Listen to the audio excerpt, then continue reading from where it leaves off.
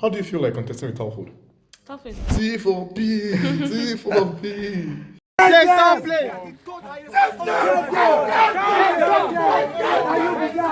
I'm somebody that I'm quick on my feet. So you shut me down. If you shut me down this way, the next day I'm thinking 4, 5, 10 ways to combat that.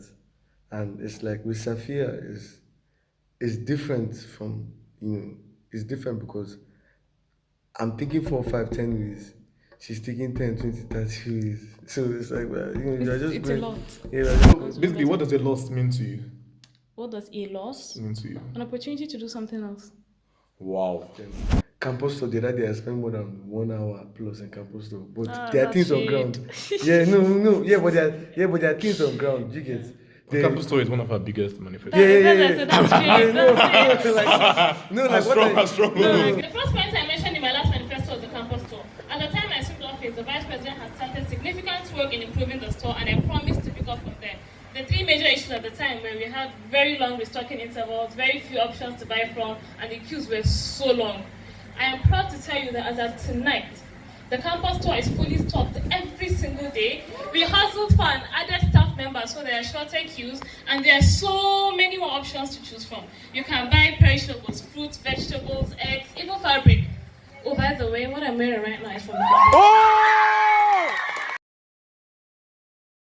The following is a conversation with Talford and Safiyya.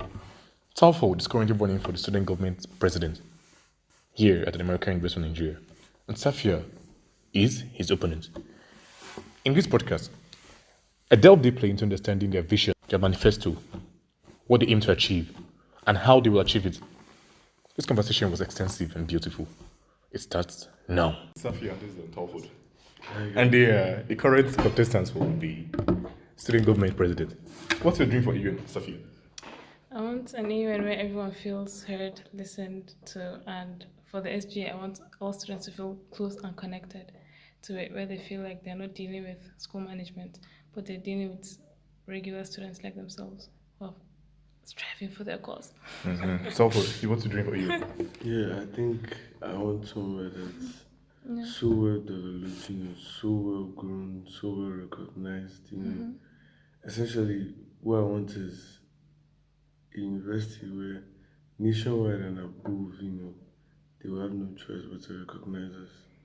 And I think for the SGA, I want a body that is based off of selfless service, a body void of individual recognition, a body that values merit, that values hard work, values determination above every other thing. Okay, we'll get back to the part where you say you want here to be a place recognized home and abroad. Yeah. Recognized home and abroad. Okay. So the next question is this: why do you want to be president? Yes, I think because of my passion and dedication towards the community. What started off as I've always had that love since I entered into this university, and running for the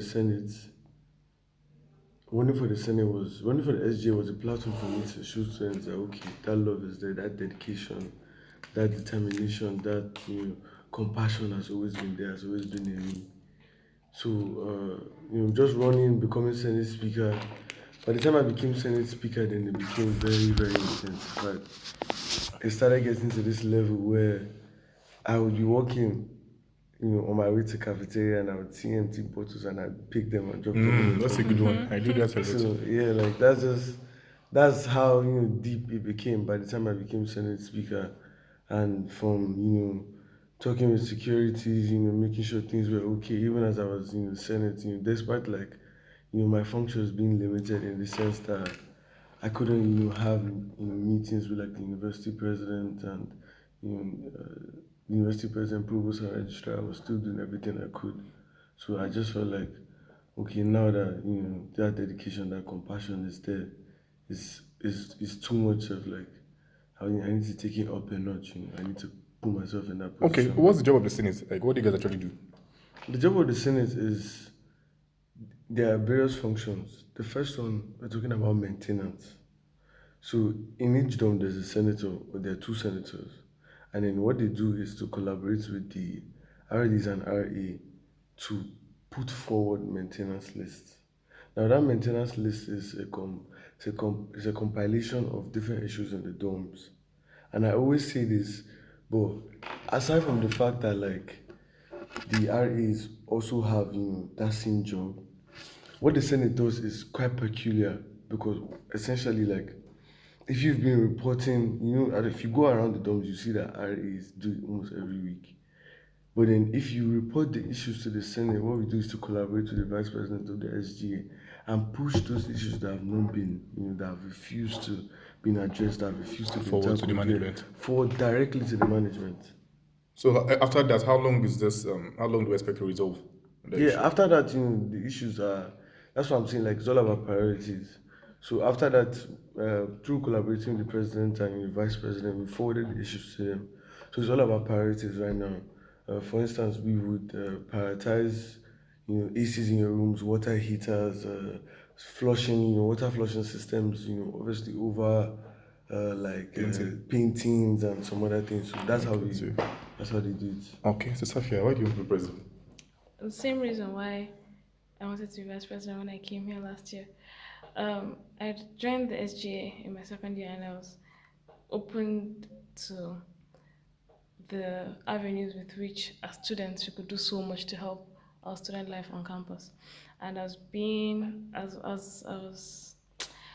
an almost overlooked member, but then I got myself involved and we did lots of work. Sorry, when you overlooked member, I was a part of the department that it's largely popularly considered very what's the department? Finance. So because there's usually no money, so we're usually seen as the most relaxed department. We don't really have much work to do. So who funds that account? Like students' little contributions or the school? No, the school. Like how much do you send inside the account? They don't send into the account. We make requests and they approve. So it depends on what you want. So you guys are always on zero if there's no plan. If you don't have anything coming up. Pretty much, yeah. So there's no set budget sometimes. Yes. So anyway, I was open to lots of opportunities.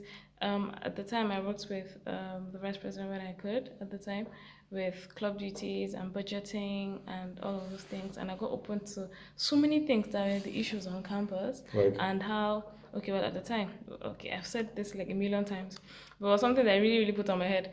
There was the campus store, there was academics, there was cafeteria, there was dorm maintenance, of course, there was the maintenance of school grounds, grasses and lights and all of those things. So like little tiny things that, ideally they're basic.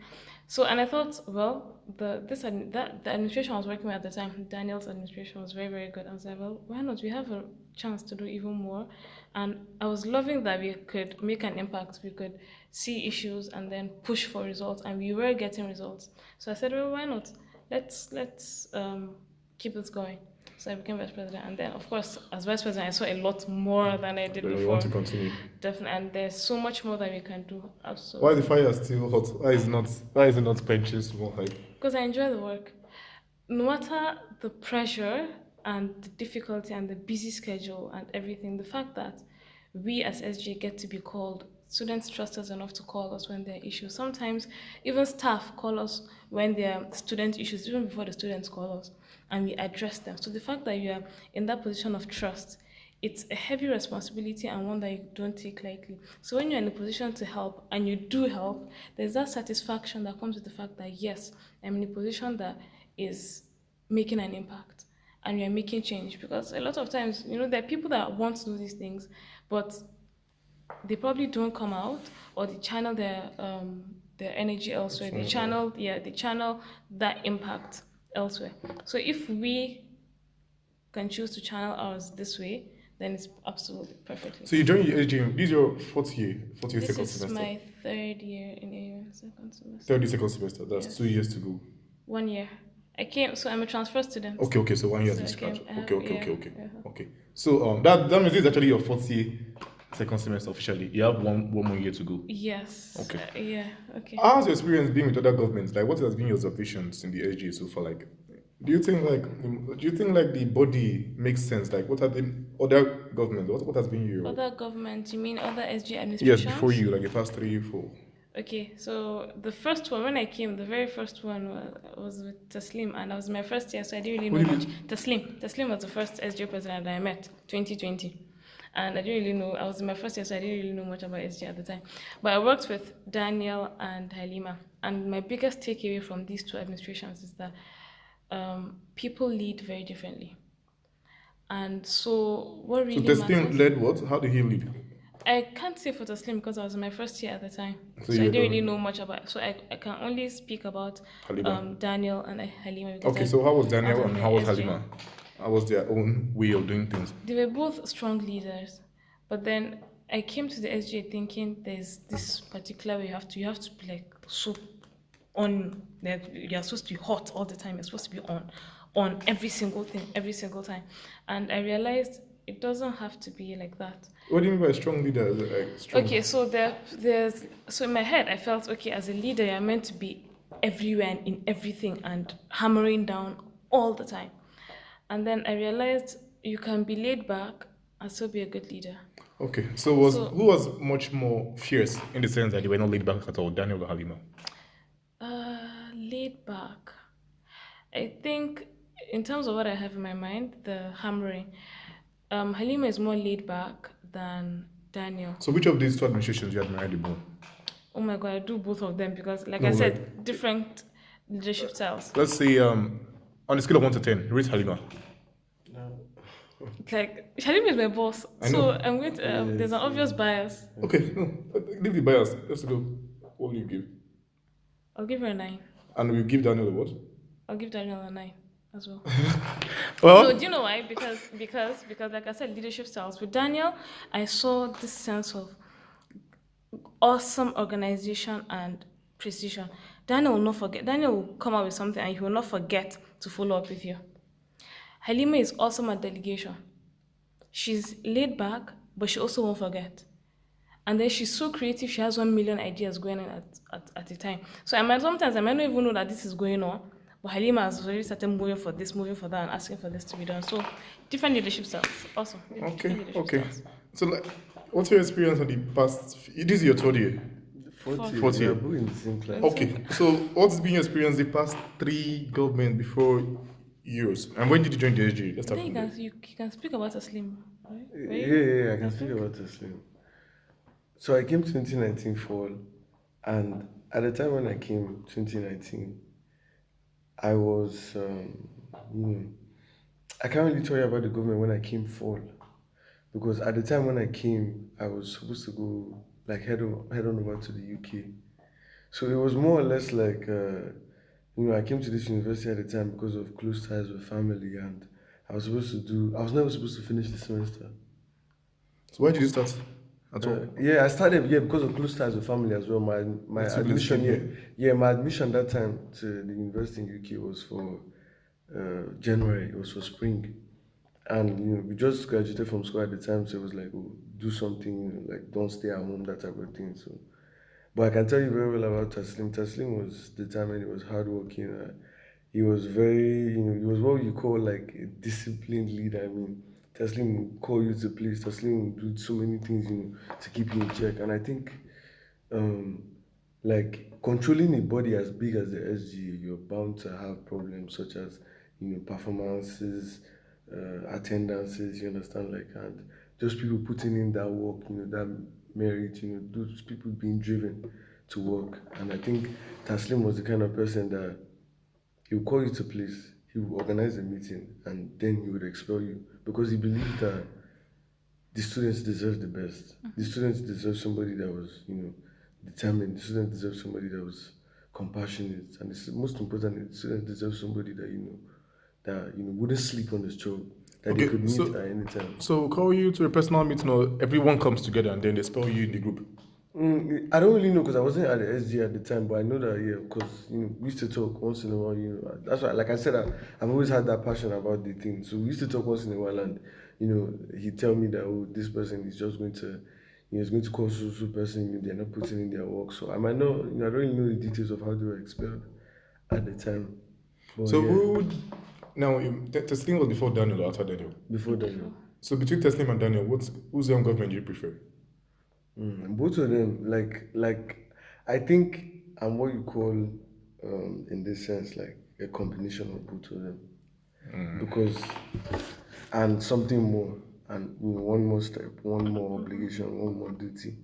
Because at the same time, me, I'm very innovative, I'm very creative, I'm very fierce, I'm very disciplined.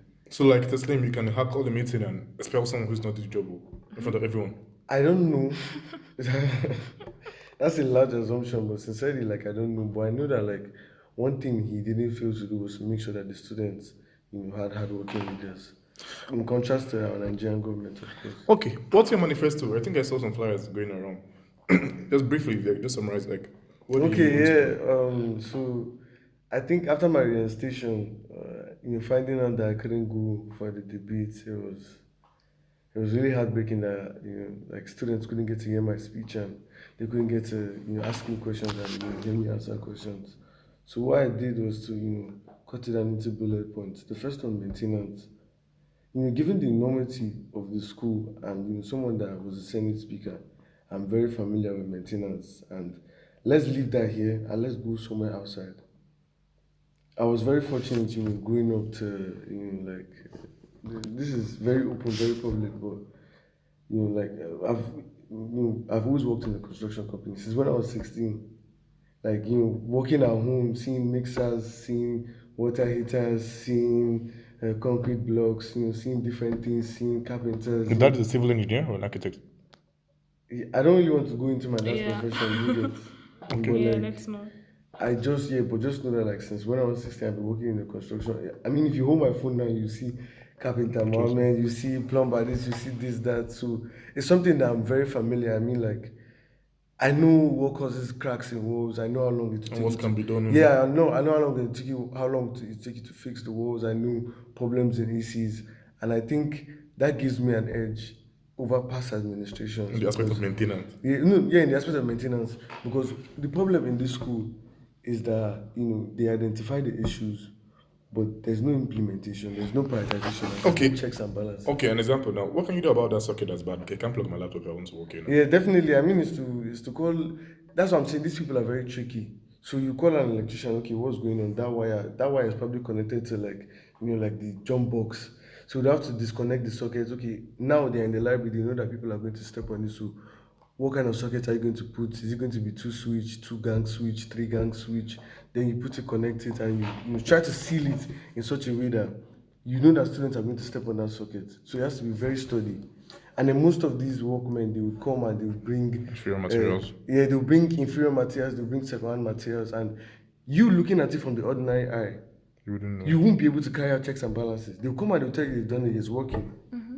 And most of these sockets are, they're underweight, they're second class. So if you don't have that, that's what I'm saying, if you don't have that knowledge, if you don't have that experience, you can't check it. So, you'll be the ones to actually, see if that's the materials you brought is quality or you go to the market. What part will you play? Checks and balances. Like I said, for instance, if issues have been reported in domes. And has been fixed, for example. That's what I'm saying. Yeah, they've been reported in domes and they've been fixed. What we do is, first and foremost in the SGA, I think a lot of REs as well and a lot of the Department of Maintenance, they are not familiar, they don't have this knowledge, they don't have this experience. So once I get into the SGA, the first thing I'll do is, okay, we're having a seminar, and on this seminar, what I'm going to do essentially, personally, is to educate you guys on the do's and don'ts, how to do this, how not to do this, how to follow up, how to identify this, how to execute this. And then once we've done that, it's all about checks and balances. I'll go to dorms. When I get the report, okay, this thing has been fixed, I'll go check. I'll go do this, make sure that it's done. Okay, so other than maintenance, what else is in your manifesto? Yeah, and cultivating individual talents. I'm very big on delegation. And even from the Senate, that's what we did. So you can easily spot people's strengths and delegate them accordingly. That's something I don't even know. Maybe since when I was young. An example. Give an example of how you delegated before in the past and how successful it was. Yeah, okay. When I was a Senate speaker, I had senators that were good in terms of, logical analysis and logical presentation. So I know that, okay, when the maintenance issues have been compiled, they would know how to structure it in such a way in terms of priority. And I had senators that I knew were outstanding in terms of fierceness, in terms of determination, and in terms of public relations. So what I would do is, okay, in the Senate, irrespective of whether you are an executive member or not, okay, you come. I want you guys to handle this side. You come. I want you guys to go to the management, go to Res Life, press down on them. I know you guys can do it. I know you can do it too. It was all about delegation, and Well, that's a really good leadership trait. Yeah. So you've mentioned maintenance, you've mentioned delegation according to people's strengths. So what other stuff? Exactly. For dividing individual talents, like I said, I'm very big on talents, and I think it's something that I'm very good at, identifying. So, and given the position of the SGA, we have the opportunity, to collaborate with other organizations, other clubs to push these things, take them to the next level. You understand? And I think, just getting the opportunity, for instance, now, given the Wi-Fi situation, I don't know, how possible it will be, but there's something I really want to do, and that's if collaborating, merging IT developers and talking to the university president and other people too. Okay, IT developers, if they're going to work on this Wi-Fi. Work on Wi-Fi in terms of what speed? Yeah, in terms of I'm not really familiar about the thing yet, but in terms of speed, in terms of in terms of speed, in terms of all those uploading things, you understand? What I would want the school to do is, okay, if IT developers are working on this, why don't we bring in our software engineering students? Why don't we bring in our computer science? I get the aspect. I get the aspect, but it's just like allowing the finance students to access the school's account and see where the money is going to. They wouldn't do that. These are classified. Nothing is classified. Nothing should be classified. Finance, even the worst. Why won't you tell us how you're spending the money? Okay, so your two top goals, the delegation and the maintenance. Yeah, and then another important thing too is policy making. Like I said, I think the SGA, is in that position, serving as the bridge between the management and the students. So policy making in terms, what rules are you making? I'm getting there. You don't make rules, but you have the opportunity to be at that space where rules are being made. You can influence the... Yeah, to be at that space where to make sure, okay, governing council, okay, university president, you're making so laws. I don't think this is favoring the students. So we are going to do something about it right now. We are going to, make sure it favors the students. And then even that aside, past administrations, like in Daniel's administration, we had something where, because of the water issue, attendance was waived. These things were done. Attending classes? Yeah, because people couldn't come to class to understand. Yeah. Mm-hmm. So attendance was waived. And that's the same, take for example, this power outage situation, this no water situation. I had friends that I've known in this school, let's use ICP students. Their projects were due that same day. International comparative politics. Their projects were due that same day.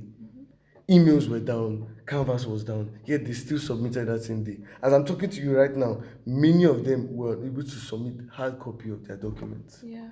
So if I'm in a situation where I can ring up the university president, I can ring up, registrar, I can ring up provost, best believe that something is going to be done. Okay. And that's what it means to, impact, policy making, make use of that opportunity. I get that. So, delegation, maintenance, and impacting policy. Yeah, and coordinating individual talents. So, Safiyya, what's your manifesto? What do you aim to do? Well, my own is, I said, so I did say mine, but I had 6 major points in my manifesto.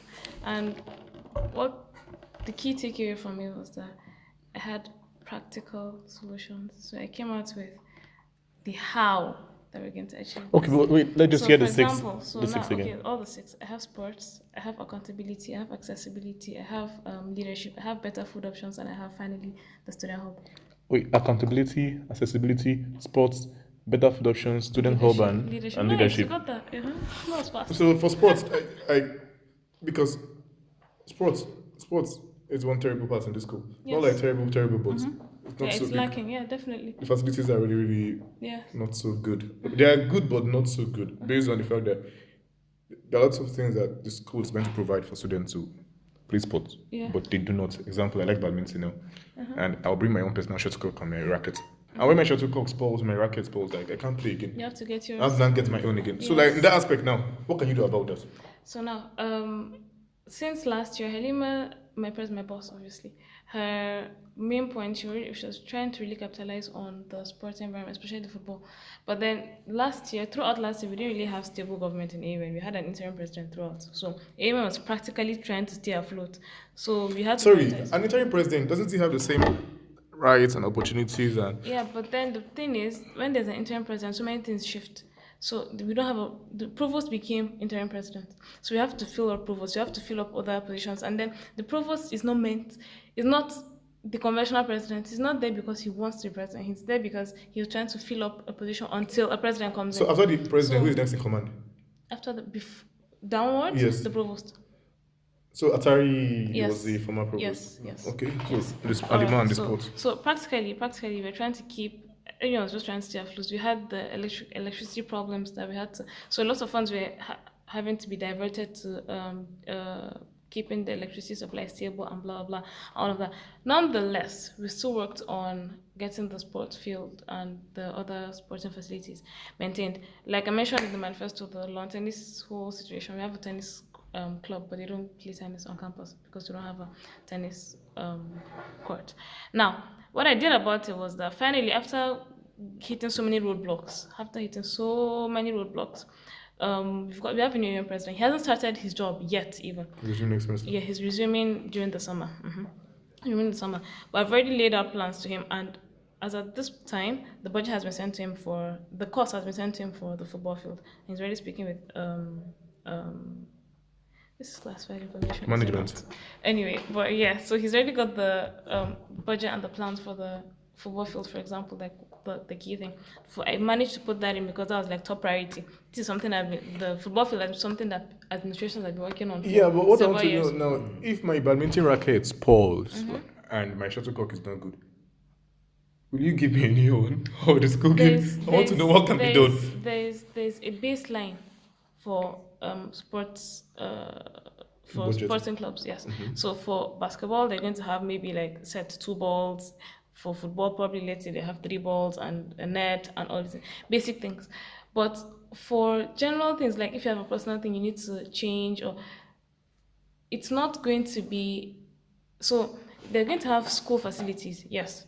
But students are always going to have their own individual things. Okay, so but wait, example, how quickly would these balls be replaced once they spoil? Because lots of people cannot afford these things on their own. Depends on how quickly the requests are put in and how quickly you can follow up. So, okay, let's say this Monday, 25th April, and my the soccer ball spoiled. Let's say both of them are bad. Yeah. What day are we? End of the week. Within the week. End of the week. So by 30th, we should be getting a new ball. When's today? I'm giving an example. It's today's 25th April. So by 30th April, we should be getting a new ball. Or the Monday. Okay. Yeah. What do you mean by accessibility? You say that's accessibility in manifesto. Yes.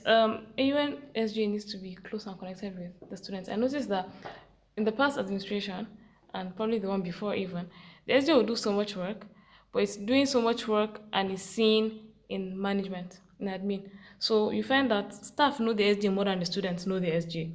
Because we're doing all these things, all back and forth, but the students don't know what we're doing. So there's that disconnect. That's what I'm trying to fix. So we're opening up the doors of the SGA. We are keeping ourselves on the open transparency and accessibility.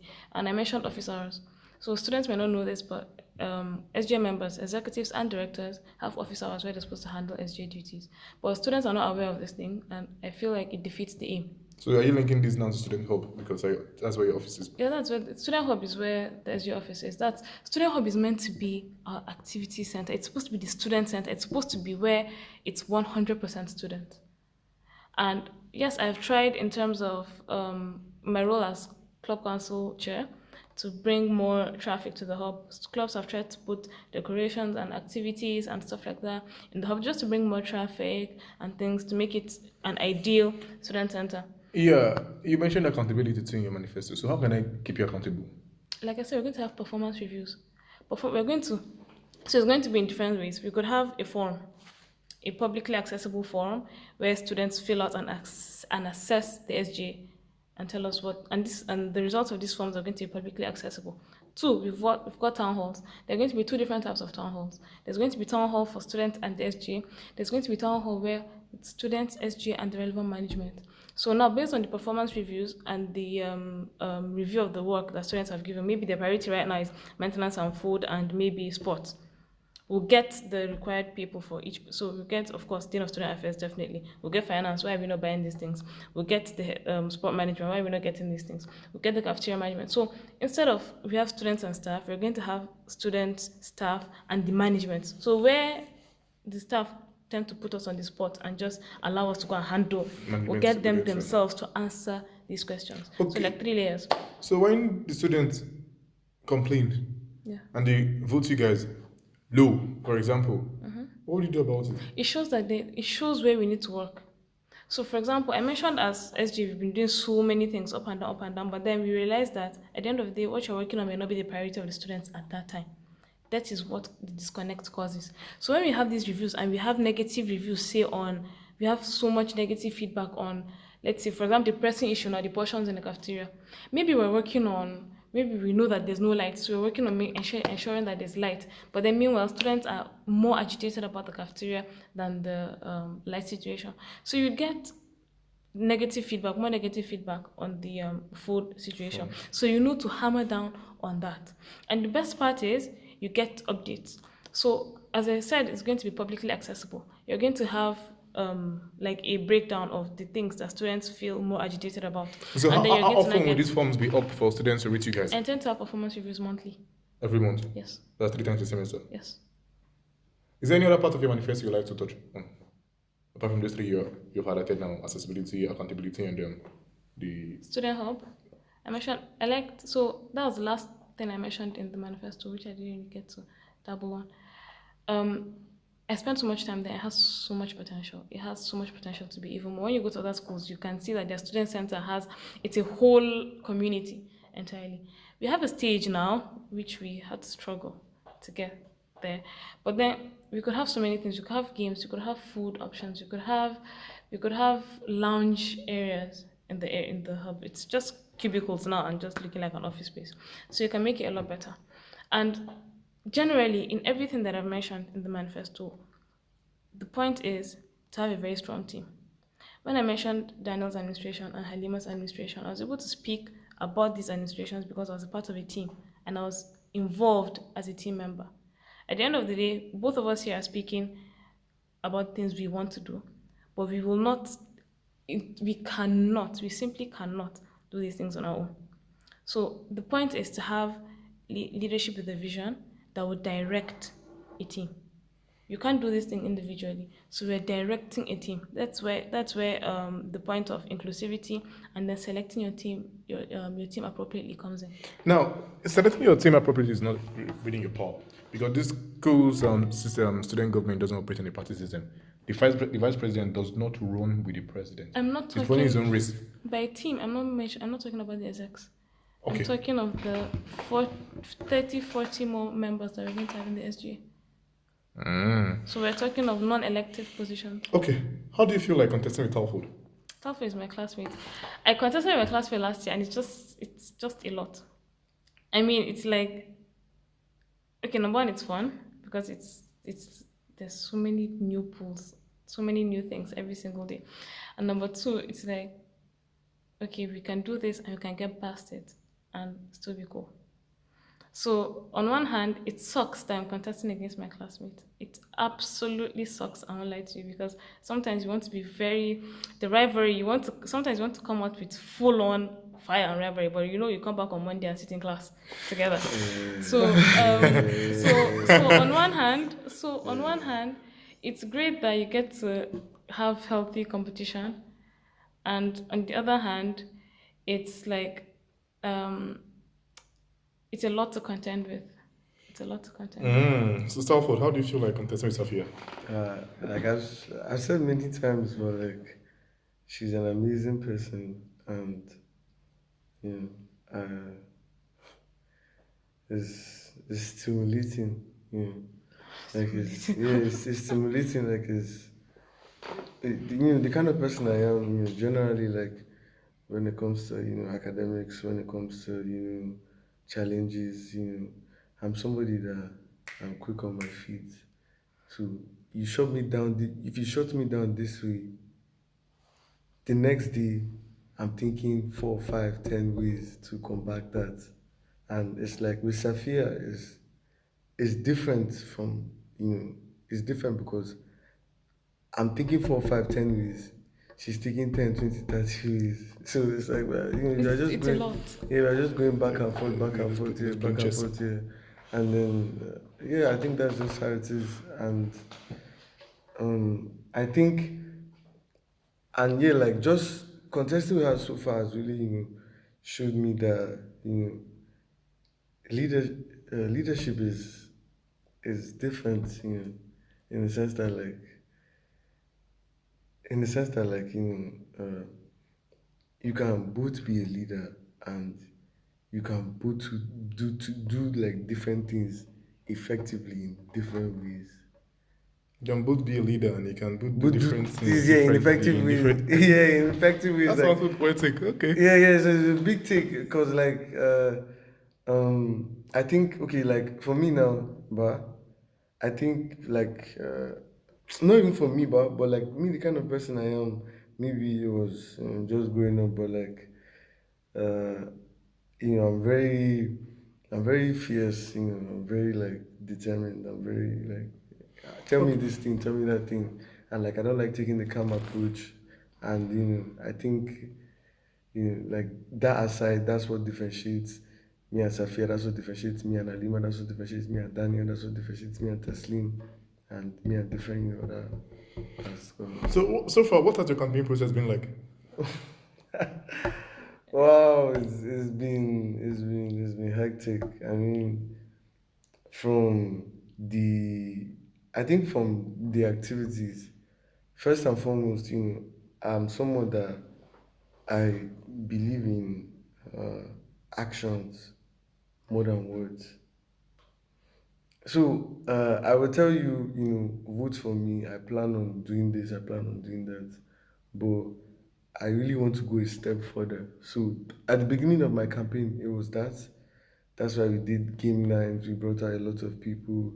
Then the rally, and I think everything started from that rally. You know, T for P, T for P. yeah. So yeah, like I think at the beginning of this election, going around talking to people and telling them my ideas. There was a day we were holding a meeting and I was talking with some people, and then you could see in their eyes, like you could see that fire burning in their eyes, and you could see that charisma. You could see that this was a cause they wanted to give their all. They wanted to, despite all odds. And when that overexcitement is there, definitely as a leader, you have to keep that in check. You have to make sure that everything is okay, everything is good, everything is peaceful as well. So it's been quite a challenge. Then from the disqualification, I had people walk up to me and tell me, "Oh, so what's the next step now? If I were in your shoes, I would just give up. I would just do this. I would just do that." So basically, you have to keep the fire in check so it's not blood real vision. Because like if you just fire, Yeah. So yeah, definitely, like that's what we're doing, keeping them in check, making sure everything is by the book, everything is intellectual, everything is fair and fair. So what do you think is stimulating that fire? Like is it the dream you have for the school or because you're Talford or like? I think, see, like I don't know. I'm not that kind of like me, the kind of person I am. I'm very selfless. I'm selfless service guy in terms of like like I like to keep myself very humble and I don't like to talk much about like I don't like to give myself accolades. I believe I don't care about status. I don't care about the fame. So your team members are basically people that probably have had something good to do with you before in the past. No, I don't even know them. Like I didn't even know them prior to this. Like it was them hearing me talk, them hearing me advocate, and they would walk up to me different times. Your words brought out something in me that I couldn't expect. Hearing Example you of a word that brought us something in someone. yeah. Oh, Most of the times, my speeches are no. That's what I'm saying. My speeches are no planned. Give me, Go to that fire. give me a 1 minute speech. What you're going to do for AUN? A 1 minute speech. Yeah, just say it now. Oh yeah. So I think first and foremost, creating an environment, creating a developed community that, like, you have no choice right now in Nigeria. If you're talking about American universities, you go to states like Abuja, you go to states like Lagos. Everybody knows Affair. Everybody knows Babcock. AUN right now, you're talking to people and they're asking you, where is AUN? Who is in AUN? Is it in Yola? That's something I intend to deal with, like creating situations, and that's something I'm very good at.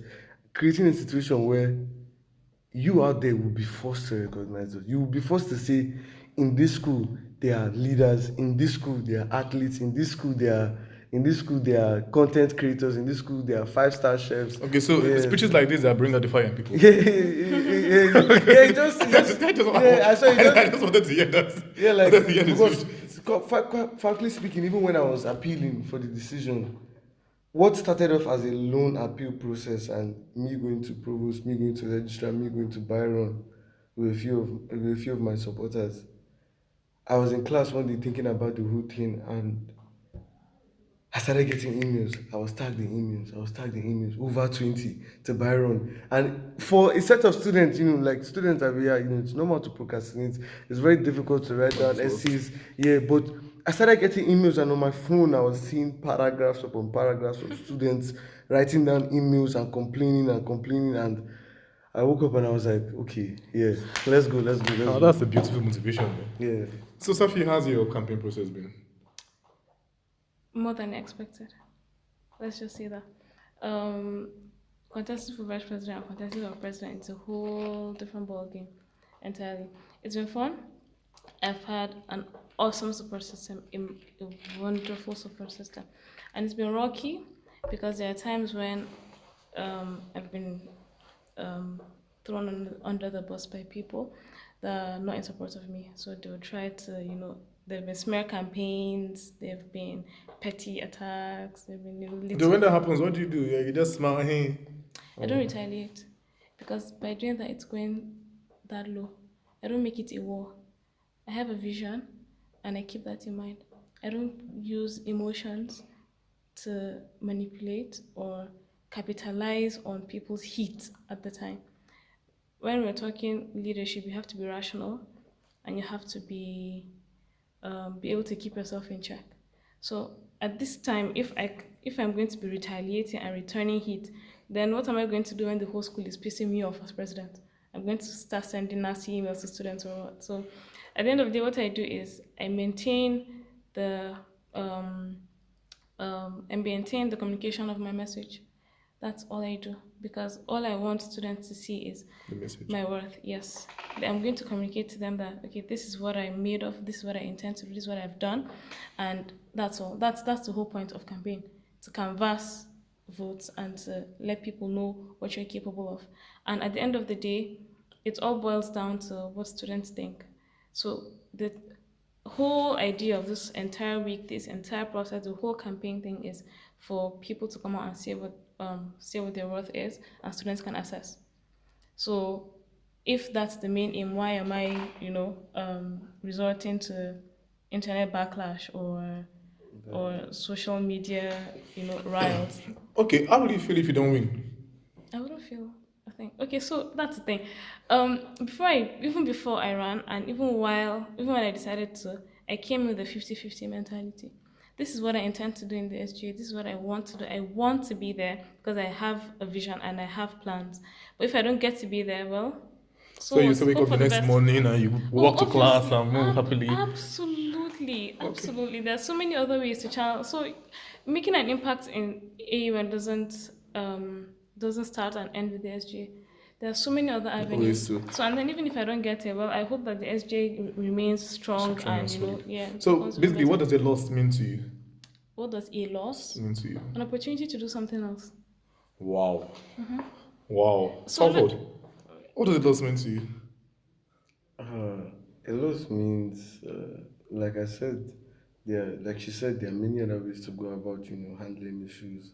And from the little things, from hand picking things at the hand picking that's on the Bottles on the school floor. year bottles on the, like yesterday for instance, a lot of students wanted to go out and they wanted to use cabs, and I found out that the system, because when you go in front of your dorm, and many people don't know this, but you can go in front of your dorm and tell the security to call a cab for you. Yeah. Alright, I'm just hearing this. Yeah, you see, so many people don't know. As well, I was in EE, and a lot of them wanted to, they were looking for cabs. They were outside. They wanted to go out for Eid, and just stopping there and hearing the security tell them that okay, what's going on? They can't call, and I was like, sorry, what do you mean you can't call? So, working with that security, we went back to the security system. Okay, they had the numbers. We called them. The cabs came back for them. So you can do so many other things. So basically, if you're losing this, put your energy in other things. For the benefit of the students, definitely. You're about finishing something on what a loss means to you before I asked Talford the same question. Yeah, so I said opportunity to do other things. Now, apart from the SGA, I'm a law student. I've done other things and I'm doing other things simultaneously even the SGA. So I'm active in community service, law students, honor society, clubs, So there, like I said, there's so many other ways to create impact. There's for example, silent radio. That's very good PR for AUN. Very, very good PR for AUN. It puts students on the map where the management where the management uses probably traditional, conventional ways to sell AUN. Students are doing it by themselves with silent radio. There are people that are creating clubs and organizations on campus. There are people that are going out of their way to do things by themselves because they have a vision and they feel like this is going to be of betterment to the community. There are so many more avenues, and the fact that I've been in the SGA before gives me an even bigger platform because I've been on the inside and I've seen how things work. So I can channel that energy into making students' life better without having to be in student government. Student government is going to be fine.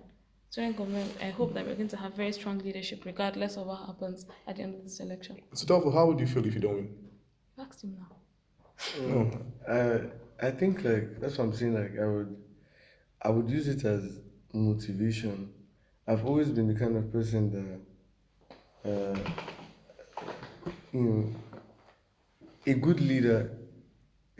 a bad leader is somebody that doesn't learn from his failures and mistakes, and a good leader is somebody that capitalizes on his failures and mistakes and turns them into something great. It sounds like these guys are fought for Malcolm X Yeah. for the black rights. I think, in fact, I think Martin Luther King and Malcolm X they are good,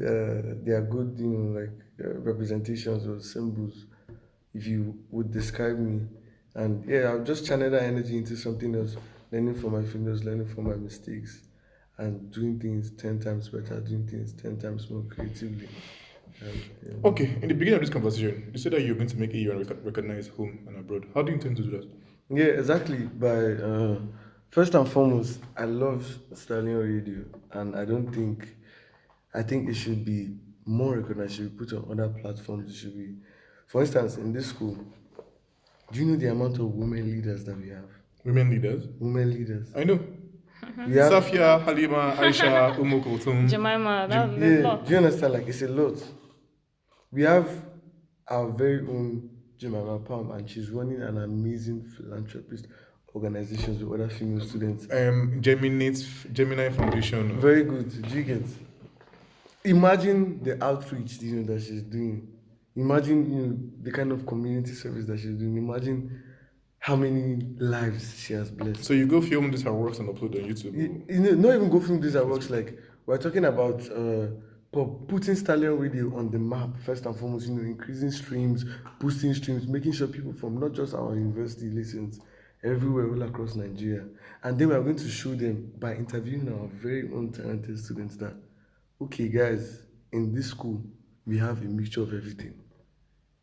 We have a mixture of chefs, we have a mixture of talents, and for instance now, I'm going to watch football every day, or almost every day. You get to see talent, you get to see guys playing football, you get to see guys, doing this, doing that, and putting them in that position, using social media, using PRO. We get to tell people that, okay, we have so amount of talent in this school. We have strikers, we have midfielders, we have fullbacks, we have centre backs. You understand? And To they're come here might just be one of them. Yes, exactly. Why you grow to be one of them? No, not even one of them. I want to create that image that, like, imagine, like university like Stanford and Yale. You go to Stanford and Yale not thinking that you want to be one of them, but you go to Stanford and Yale thinking that the competition is fierce there. But once you make it there, you make it everywhere else. So letting people know that, okay, like this now, coming to our university, there are lots of talents on ground right now. It won't be easy for you coming to stand out. But by everybody working their way to stand out, creating clubs, creating organizations, you get to see students that are heavily involved in leadership, students that are heavily involved in their talents, students that are heavily involved. And they will just inspire you and influence you. And they will inspire, and you start to see more students coming to school, more females coming to school, more men come to school, and it's like okay, there's fierce competition. You understand? You start having more than 20 something clubs. You start having talent. You start seeing people. Like American universities. You understand? Like you start seeing these things, and that's. So Safiyya. Yeah. What vice president are you waiting for? I think all the candidates have good potential. No. It's up to the students. Now, whose dream are you buying into the most? I'm part of the electorate. I'm focused on my own thing. I know, but what dream could you resonate with? Among All three. The three of them does. All three. Let me tell you why. I listened to Eliu, and he has a good experience already. He was an active director in the SGA. He was director of transport, and he hammered down on the transport system in AUN. Farouk has the fierceness that you need to counter a lot of things. Farouk. Always about talk. Farouk is fierce. Farouk is fierce, and I've worked with him, not apart from the SGA, in MSS as well, and he's very hands-on. He's very, very hardworking. Anissa, I love her vision. She articulates her thoughts very well. She's very, very principled, and she's not one that starts and doesn't finish. She will start and she will finish.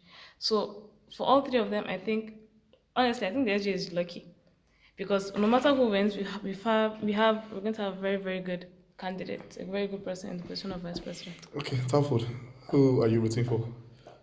Because this is the person you're going to end up working with. Yeah. And you don't get to choose. Exactly. At this point, I think all three are so wonderful that the remaining two that don't win, I might just have to go and beg them to join the SG. If you understand. I like this inclusivity, because you talked about inclusivity in your manifesto. Yeah, you understand. Yeah, exactly, because Anissa is outspoken, she's elegant, she's principled. Aliyu is by the book, he's meticulous, he's disciplined. Farouk is fierce, he's not afraid to say his mind, he's not afraid to tell you that these things are non-negotiable. These students' obligations, like school's obligations to the students, taking care of the students is non-negotiable. So quite frankly, I think anyone that wins, the other two, I'll beg, please. Okay, this is the last question for you. Why should I vote for you? Well, why should you vote for me? Because I think I take one more step. I do one more thing. In the sense that from my manifesto, you could see that the problem with this school right now is implementation. There are a lot of ideas, there are a lot of things that are on ground. For instance, coffee shop lines are still long. Despite this past administration making sure that there is a new swiping system. Campus store, the other day I spent more than 1 hour plus in campus store. But there are things on ground. But there are things on ground. You get. Campus store is one of our biggest manifestos.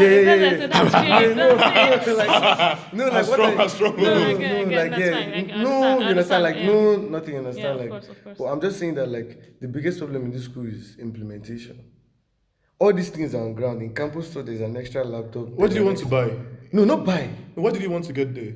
Oh, just chocolates. And you spent an hour. Mm-hmm. I spent an hour, and I came back to the class. I was walking into class.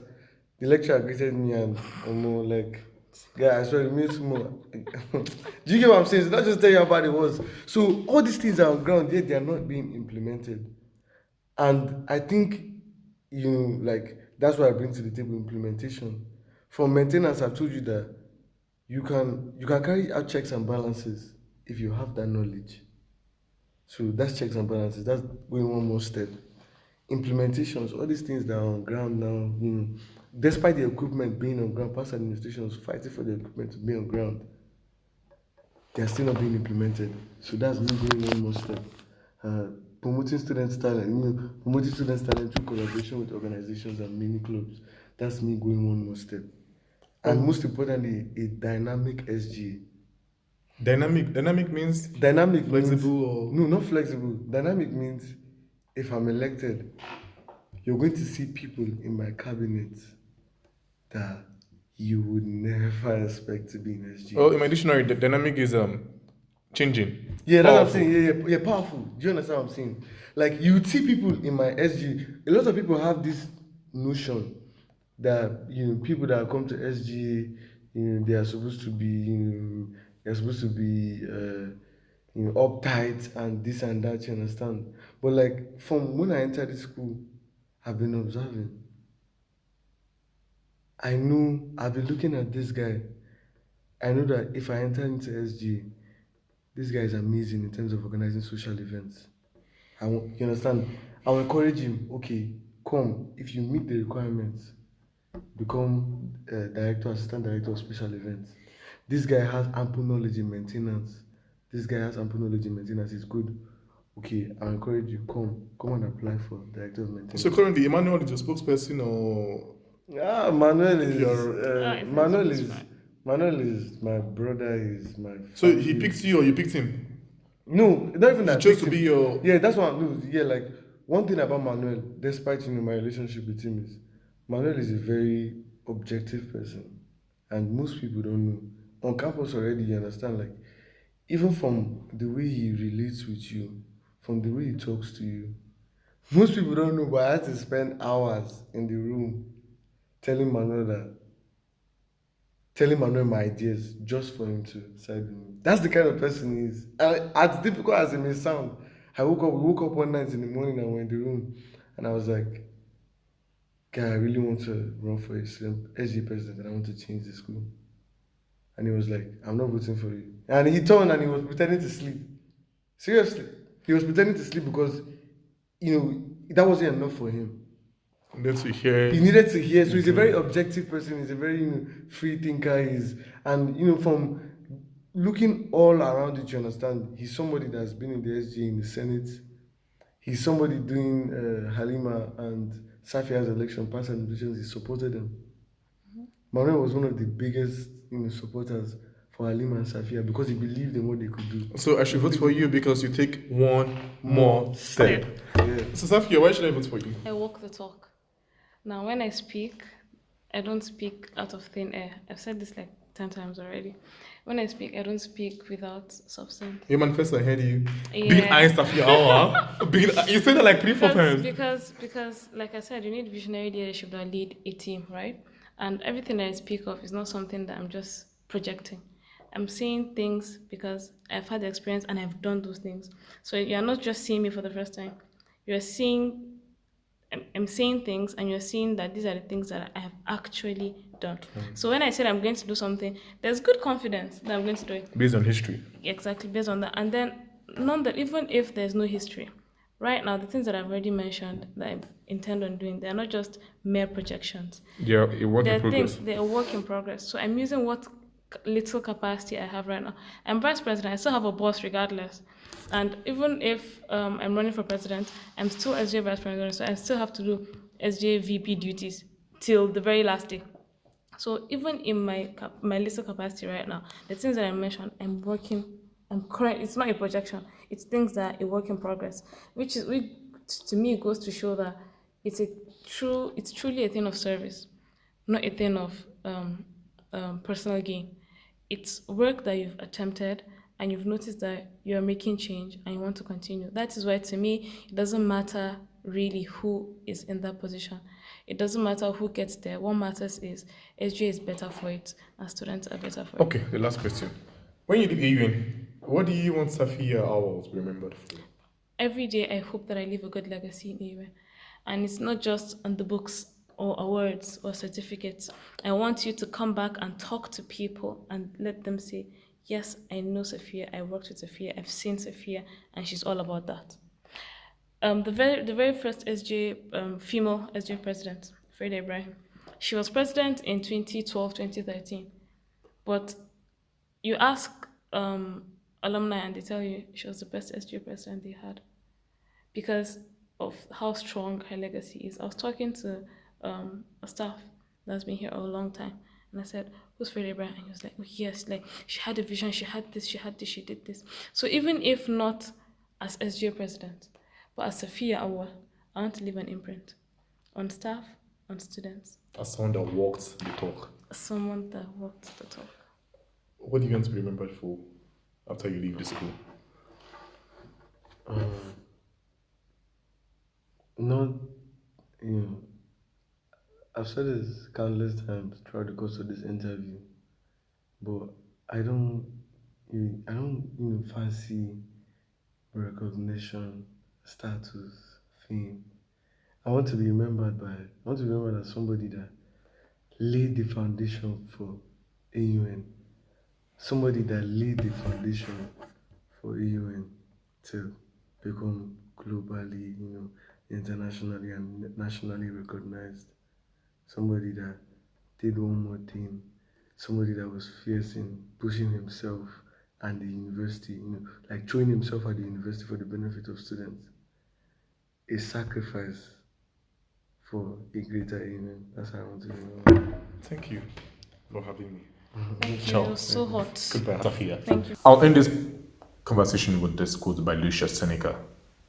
It is better to make fun of life than to be with it.